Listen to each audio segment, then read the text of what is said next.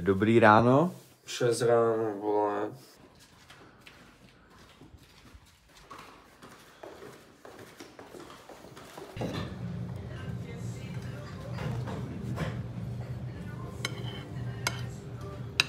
To už do kůže. No? Já jdu do kůže. Teďka? Chci nabít kolo, víš? Jo, nabít kolo bych chtěl.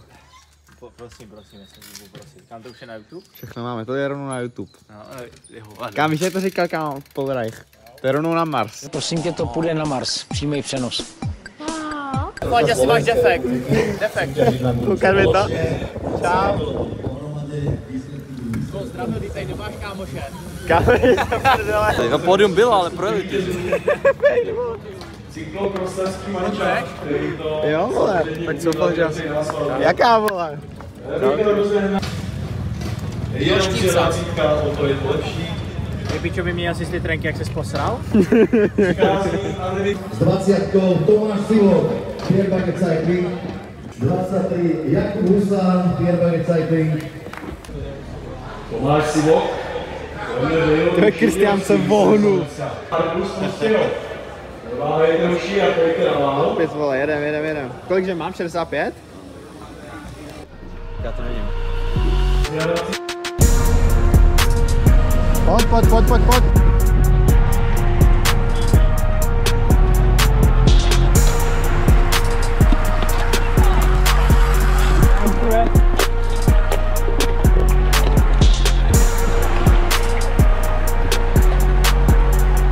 Pierre Bucket Cycling a Štěpán Zahálka, Elfov Kasper. Štěpán Zahálka si jede pro titul mistra Štěpán Zahálka vítězí. Příklad pro Filipa Seidla, bronz pro Oldu Pokorného. Sportuje se o slovenské zlato. Samuel. OK, takže máme teďka po závodech pro mě 7. místo. Teammate Filip Seidl byl druhý, takže gratulujeme, super výsledek. Týmově to bylo za mě dneska fajn, byli jsme aktivní. Já jsem byl aktivní hlavně ve druhém a ve třetím kole, kdy jsem očekával, že by to mohlo nějakým způsobem odjet. Ty šance tam byly, ale vlastně ta game mezi těma českýma týmama je taková nepředvídatelná a nicméně dopadlo tak, jak to dopadlo. V prvním kole byl velký pád, fakt tam zůstalo třeba půlka balíku. Smotal se tam i docela klíčový závodník Matthias Schwarzbacher, díky němu se dalo předvídat to tempo toho závodu nebo jak se to bude odvíjet.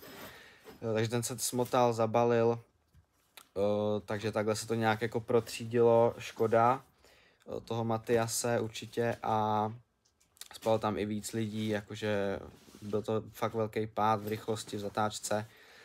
Potom vlastně já jsem dělal taktickou chybu v prvním kole, když jsem najel do takového většího kopce. Jsem najel hodně ze zadu, protože ani nevím proč, prostě jsme se nějak ocitli vzadu a zrovna v ten moment se začalo jako jet, nevím ani kdo tam tahal nebo takhle, ale prostě začalo se jet a natáhlo se to přes ten kopec úplně celý a začalo to jako praskat, takže jsem to tam skákal, prostě ty balíky, co tam cedili a všichni jsme tam teda dojeli, v chvíli to vypadalo, že je konec a jako tam hrozně moc lidí, tam prostě ten balík z těch 100 lidí, tam prostě třeba 30 jich spadlo, jakože už prostě asi byli jako v háji, museli odstoupit, nevím. Potom tady se to takhle nadělilo a vlastně ve finále tam jelo vepředu třeba 35-40 lidí jenom a zezadu se to stíhalo, včetně teda mě. Se mnou tam byl i Štěpán Zahálka, který se stal dneska mistrem republiky, já jsem mu slíbil, že mu dám shoutout, takže shoutout, gratulujeme a ten závod obecně byl prostě nepředvídatelný. Já jsem se snažil být všude, kde to dával nějakým způsobem smysl. Samozřejmě klíčový týmy Elkov, ATT, kde byli oni, byla šance, že to odjede, nicméně i přesto se to nestalo.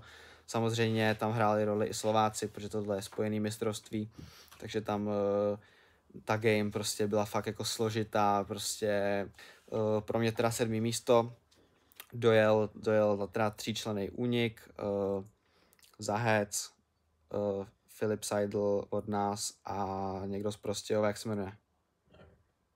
do prdele, no, tak nevíme. A potom teda přijel balík a vlastně tam to bylo, myslím si, Máťa Purnoch, Max Kerl a za ním jsem byl já. Za mnou už úplně nevím, jak to bylo. Mimo to máme i slovenského mistra republiky v týmu Samo Fedora, to znamená taky velká gratulace pro nás, poměrně úspěšný závod, jak na té české scéně, tak i slovenský. A stejně tak vlastně před 2 dnama selo mistrovství České republiky v časovkách a tam vlastně Honza Lukeš od nás byl 3. mezi U23, takže ten víkend se nám jakoby daří. Fakt to bylo prostě jakoby top, až jsme z toho sami překvapený, takže jsme rádi, teďka jsme na úbytku, jdeme si dát jídlo, už jsme po sprše a co děláš?